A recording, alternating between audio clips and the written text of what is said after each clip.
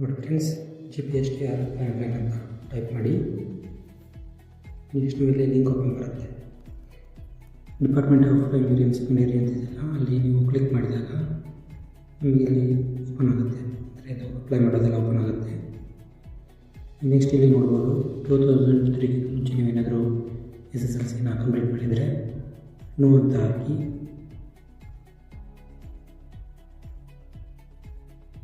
ಇಲ್ಲಿ ಮೆನುವಲ್ಲಿ ಫಿಲ್ ಮಾಡಬೇಕು ನೀವು, ಯಾಕಂದರೆ ಅದು ಡಾಟಾ ಆಟೋಮೆಟಿಕ್ ಬರಲ್ಲ ಬಿಫೋರ್ ಆಗಿದ್ದರೆ.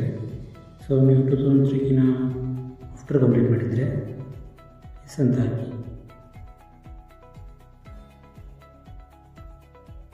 ನಿಮಗೆ ಇಲ್ಲದು ಬರುತ್ತೆ.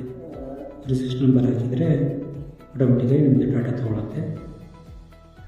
ನೆಕ್ಸ್ಟ್ ಏನು ಮಾಡಬೇಕಂದ್ರೆ ಇಲ್ಲಿದೆ ಇಲ್ಲ ಜಿಮೇಲ್, ಮೊಬೈಲ್ ನಂಬರ್, ಪಾಸ್ವರ್ಡ್ ಎಲ್ಲ ಹಾಕಿ